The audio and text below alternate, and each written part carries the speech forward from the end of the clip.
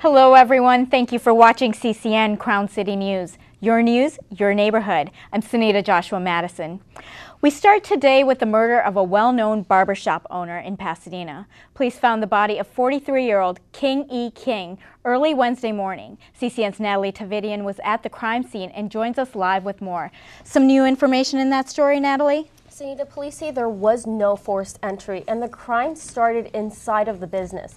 Pasadena resident King was found dead behind the businesses in the 900 block of East Washington Boulevard. On the day of the murder, 4 suspects were taken in for questioning and held on $1 million bail. As of today, Monday, September 26th, the LA County District Attorney's Office filed capital murder charges against 2 of the 4, 1 man and 1 woman, and said the 2 other suspects were no longer persons of interest.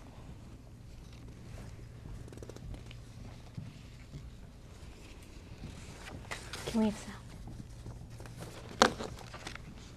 Do I have sound?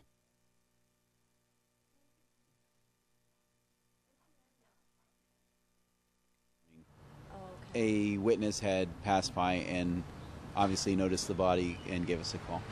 The LA County District Attorney's Office filed murder charges with special circumstances in the commission of robbery against 22-year-old Devin Wesley Moore of Los Angeles and 18-year-old Sabrina King of Compton, who had no relation to the victim. Several neighboring business owners who didn't want to speak on camera said they had to shut down their business for most of the morning because police had blocked off the streets. The business owners we talked to said they were shocked and sad to hear about the murder.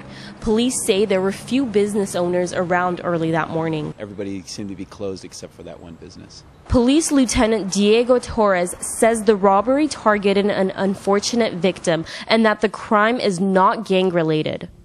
We let them know that this was an individual event and it doesn't appear to be something that's going around, and the 2 people that are responsible are in custody. The suspects Moore and King are both being held without bail and could face the death penalty if convicted of the crime. Sunita, back to you. Thanks for that report, Natalie. Now, the investigation is still ongoing, and Pasadena police are asking the public to contact them with any information about this case. Tipsters can also call the Crime Stoppers tip line at 1-800-222-8477 or report information on the lacrimestoppers.org. Remember to say or insert the word Pasadena. Now here's a snapshot of some of the other stories this week right here in the San Gabriel Valley. A 51-year-old Los Angeles man was killed after his motorcycle collided into a big rig this past Friday, September 23rd. Officials say the biker was riding on the 10 freeway in Alhambra when he lost control of his 2008 Harley-Davidson Road King. According to the CHP, the rider hit the rear portion of a big rig and was thrown from his motorcycle when he hit a truck in the right lane of the freeway. The biker was pronounced dead on the scene. This past Thursday, a jury convicted an El Monte man of killing a prostitute. 36-year-old Cesar Gomez was convicted of beating and strangling 24-year-old Ashley Lilly to death. Gomez met Lilly through an escort website and set up a meeting at the Crown Plaza Anaheim Resort in Garden Grove in August of 2009. Investigators say Lilly was not sexually assaulted, but that her phone and laptop, which eventually turned up at Gomez's home, were stolen. Authorities say Gomez was linked to the crime through blood collected at the scene. The Orange County District Attorney says Gomez could face life in prison without parole when he arrives at his December sentencing. The Pasadena Unified School District is cracking down on students who haven't had their immunizations. Beginning October 3rd, students who still need to get their booster vaccine for pertussis or whooping cough won't be allowed to attend class. That means a loss of $38 in funding per student per day and could mean even bigger loss in revenue if multiple students miss class. The urgency comes from a state law that requires students in grades 7 through 12 to be vaccinated. The Pasadena Unified School District Clinic will offer those shots included in the Tdap immunizations on September 29th and 30th.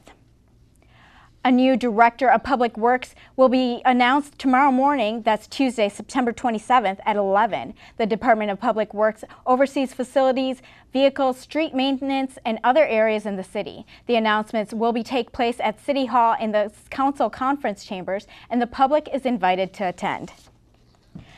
Now it's starting to cool down. We'll check in with CCN meteorologist Curtis Peek to see if it's time to bring out the sweaters. When we come back, you're watching CCN Crown City News. Your news, your neighborhood. Don't go away.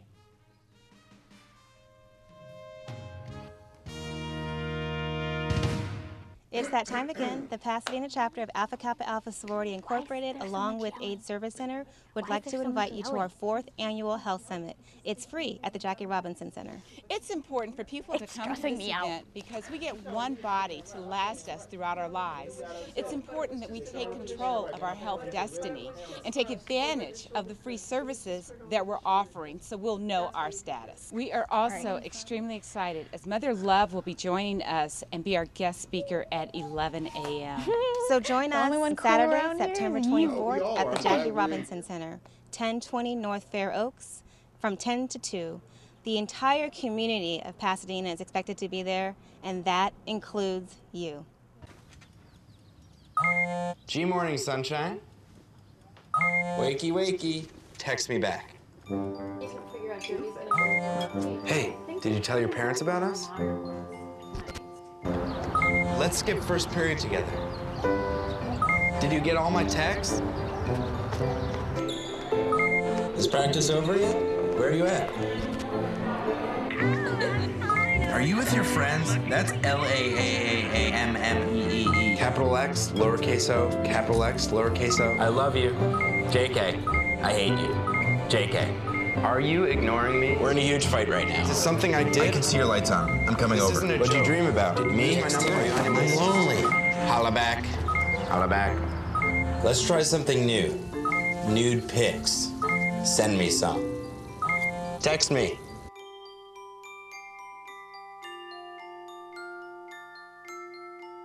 Do you have a great business idea? The Pasadena Enterprise Zone can help.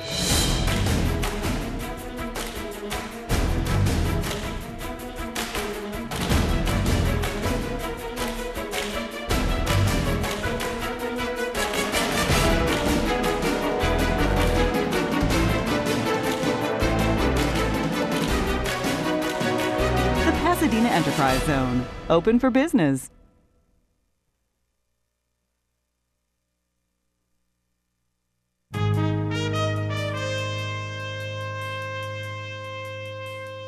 It's cooling off and the clouds have rolled in. Could rain be in the forecast? Let's check in with CCN meteorologist Curtis Peek to see if we should take out our sweaters out of storage yet. Hi, Curtis. I would say you should take out your shorts and take out your flip-flops because it is going to heat up. And you know what else? We do have a slight chance of rain. Good evening, San Gabriel Valley. Welcome to your first full week of autumn. It is going to be a warm first week of autumn. As we take a look at our almanac and our headlines right now, our high today was 82 degrees, normal 84, so we are where we kind of should be. 61 is our low for tonight. But look, this onshore flow is going to continue into tonight, into tomorrow morning. But tomorrow, we are going to see this high pressure that is going to begin to build, and we are going to see hotter, warmer temperatures, I should say, and we are going to have a cooler weekend. All right, as we take a look at it right now, 75 degrees, winds are out of the south-southwest at 5 miles per hour. Our sunrise tomorrow morning is at 6:43, sunset at 6:45. Humidity kind of wet out there, 48%. Take a look at our overnight lows for tonight. Pasadena, you are going to come in at 61 degrees. West Covina, you are going to be our coolest spot at 59 degrees. Take a look at our highs tomorrow. Look at this. Pasadena, you're coming in at 94 degrees. Glendale coming in at 87 degrees. And we are going to see 92 in Monrovia. Now, here's that moisture we were talking about on the satellite. Here we have this counterclockwise, this low pressure that's sitting up north off the Pacific Northwest in the Aleutian Islands off of Alaska. But look, we do have Hurricane Hillary sitting down here. So if we do see any moisture, it is going to be because we're going to see the remnants of moisture from Hurricane Hillary that's going to move up, and the low that's going to come in this weekend that's going to give us our cooler temperatures.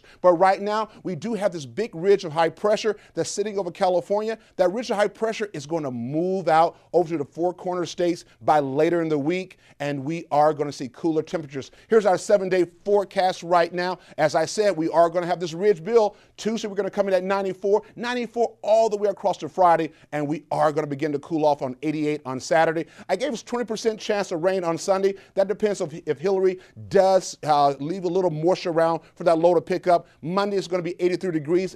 As we take a look at the lows across the board, 60s across the board. Saturday is going to be our coolest night at 61 degrees. All right, well, you threw me for a loop. Maybe I'm just ready for that sweater weather, huh? So I'm ready for it also, but we have another week of 94 degrees, so we are in Southern California. You can't complain about that. No, you just cannot. can't. So thank you for that, You're Curtis. welcome.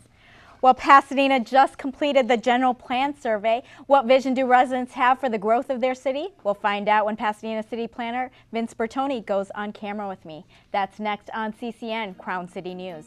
Your news, your neighborhood. We'll be right back. Hi, I'm Jesse Avila at the Convalescent Aid Society, a nonprofit organization established in 1923. We provide the free loan of durable medical equipment, of hospital beds, wheelchairs, walkers, canes, and many other items. Your donations and contributions are welcome and greatly appreciated. We are located at 3255 East Foothill Boulevard in Pasadena. We're here to help you. Please give us a call and check for availability at 626-793-1696. It's that time again. The Pasadena chapter of Alpha Kappa Alpha Sorority Incorporated, along with AIDS Service Center, would like to invite you to our 4th annual Health Summit. It's free at the Jackie Robinson Center. It's important for people to come to this event because we get one body to last us throughout our lives.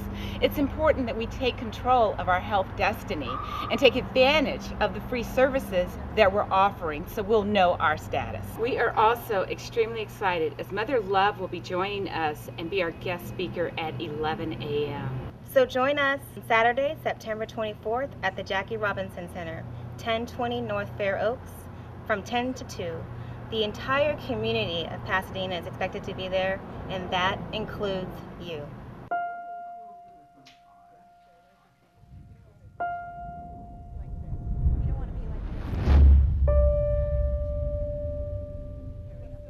But don't be formal like me, like, you know, we must be.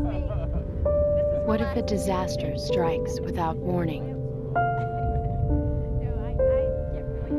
What if life as you know it has completely turned on its head?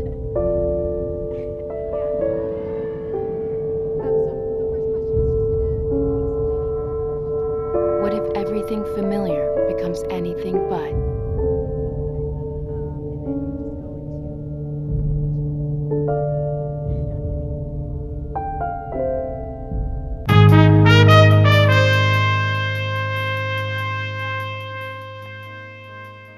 For the past 2 years, as part of the general plan study, Pasadena reached out to the community for their ideas on how to shape the growth of the city. The ideas were narrowed down to 4 alternatives in the direction people want for Pasadena. Residents recently completed a general plan survey to vote on those 4 alternatives. The votes are in, and Pasadena City Planner Vince Bertoni is here to share the results. Thanks for being here, Vince. Thank you. So really briefly, tell us about the 4 alternatives people had to choose from. Well, first off, when we looked at areas that we were asking folks to see what they wanted to see, whether they wanted to see change or not, we were only looking at a small part of the city. Over 90% of the city we're looking at not changing at all. Mm-hmm. But in that smaller part of the city, we're really looking at 4 different alternatives that we wanted people to give us their opinion about. The first alternative, Alternative A, was one that in essence took most of the future growth out of the central district and moved it outside into other areas of the city. And the central district is mostly the downtown area. The second alternative, Alternative B, was one that allowed for more growth and really focusing on for jobs. Alternative C was really focused around smart planning, or in essence having growth occur near transit stations, near major intersections. And then the last alternative, D, was to really limit growth throughout the city. Okay, and what did people want from those alternatives? Well, the results were somewhat mixed, to be honest with you, and that's what happens, I think, when you survey a lot of people about something that's very complex. I think it's pretty clear that most people wanted some type of growth in the city. Mm-hmm. They wanted to make sure that it was focused around the transit. So the one that Alternative C was the one that was most popular. The one you said was smart. Yeah, the smart growth or the smart planning one was the one that in general prevailed throughout the city. But it was a complex results that I would say there is also some mixed feelings about how growth should be in our central district. Okay. Well, now what do you know when you did say that it was talking about just a specific part of the city. Now, one of the things that you've done in coming into this role is you've taken walking tours, you know, with different neighborhood groups and visiting different neighborhoods. What does this mean for other groups? Do they feel like they're still a part of the city? Do they feel like they're going to still get the same services and planning that the Central District gets? And that is a big concern when I go and talk to people in the neighborhoods in terms of making sure that we plan well for their areas too. I mean, one of the things that I've learned, and I came here at the end of February, I started walking tours in April, and I think I'm booked till the end of December and beyond. So, which means people really care about their community here in Pasadena. They want to show you. They're very passionate, they're very engaged, and they understand what's happening in their neighborhood. And I think the most important thing is that they want us to understand what's happening in their neighborhood and that they want their neighborhood to have some attention. Okay. Yeah, I mean, what struck you when you were walking through and, you know, first maybe probably starting out in Old Town and then maybe going to the North Lake Business District? What do you think was the difference in those two areas? Well, you know, I think that the issues and challenges are different. I think that when you go to areas such as North Lake, they're really looking at getting more services in their area. There's some things such as restaurants that they'd like to see. They're very much concerned about having an area that is very livable, that's clean and safe and has the right types of businesses for their neighborhood, and just like what everyone would want. I think that when you look in the Central District, in the old Pasadena area, it's an area where we've had a lot of development and businesses coming in, and it's just trying to make sure that we maintain that really good balance between the businesses and the residents and so forth.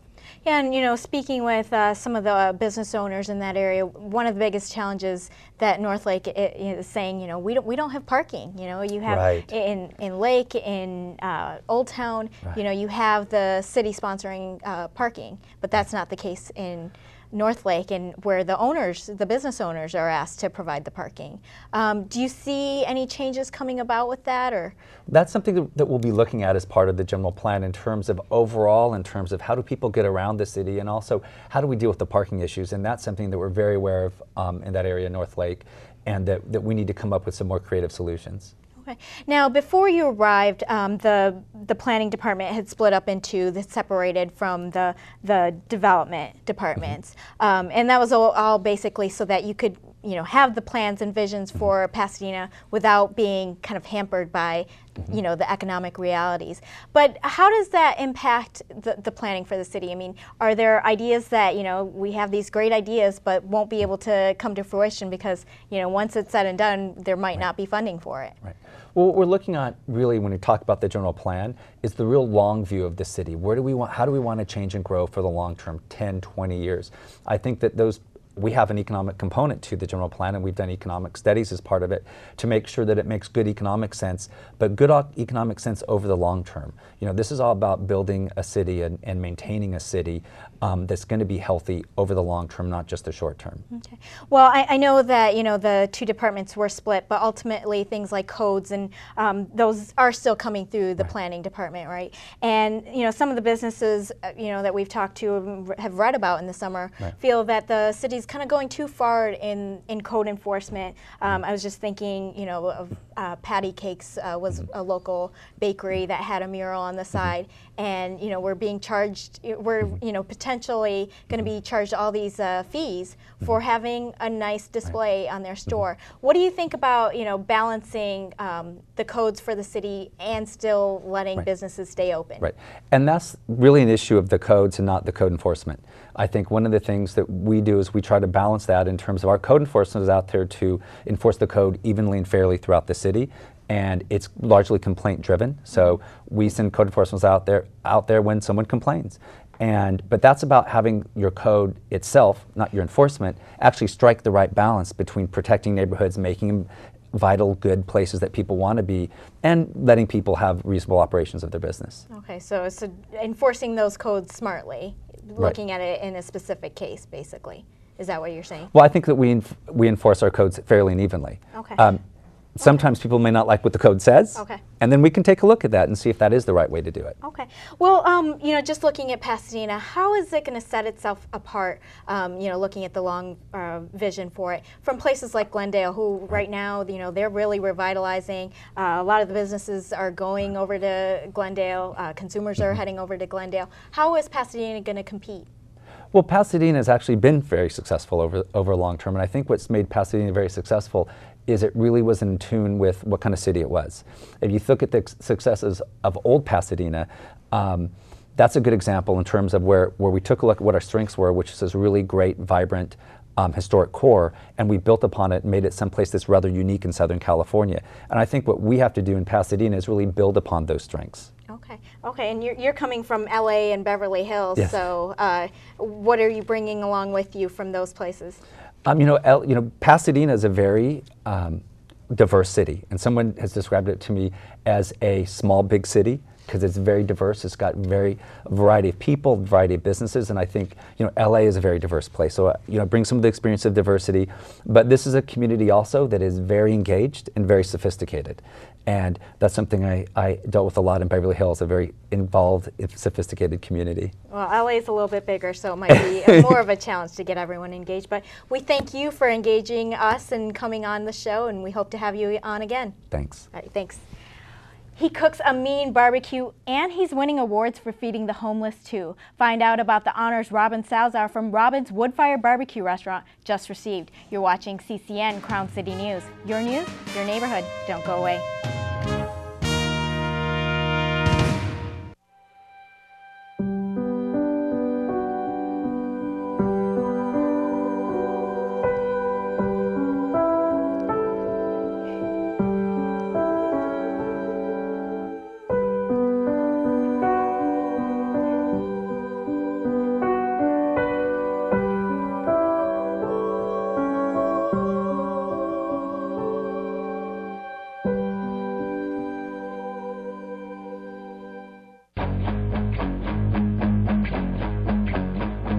You're the only story that I've never told. You're my dirty little secret, wanna keep your soul. You're the only story that I've never been told. You're my dirty little secret, wanna keep your soul. Come on out, come on over, help me forget. Keep the walls from falling as they're tumbling in. Come on out, come on over, help me forget. Keep the walls from falling as they're tumbling in. Keep the walls from falling as we're tumbling in. This is love that I'm feeling. This is love that I'm feeling. This is love, love, love, love I'm feeling. This is love that I'm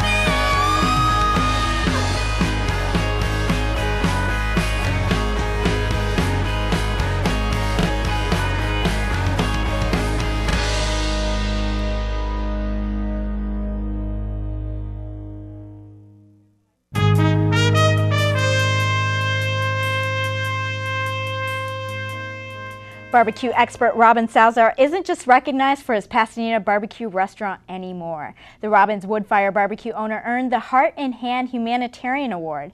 The Foothill Unity Center's 13th annual Golden Plate Awards recognizes people who have made a great impact in their community. The Foothill Unity Center celebrated Under the Stars at the Santa Anita Racetrack in Arcadia this past Thursday evening. The center gave 2 Golden Plate Awards out, one to former Monrovia Mayor Bob Bartlett and the other to Pasadena's Robin Salzar. The Robin's Woodfire Barbecue restaurant owner said he was honored to be nominated and given the award for his work feeding the hungry and homeless.